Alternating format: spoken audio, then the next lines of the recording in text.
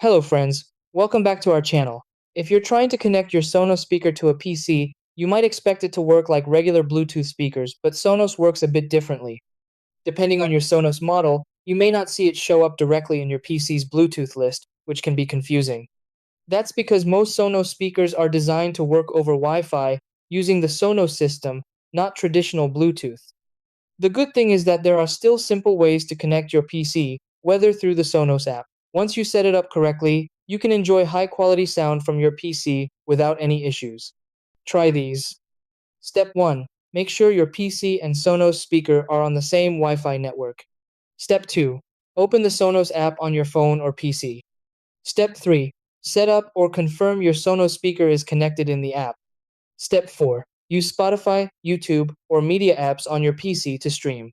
Step 5. Select your Sonos speaker as the playback device. Step 6. Adjust volume and playback through the Sonos app or PC controls.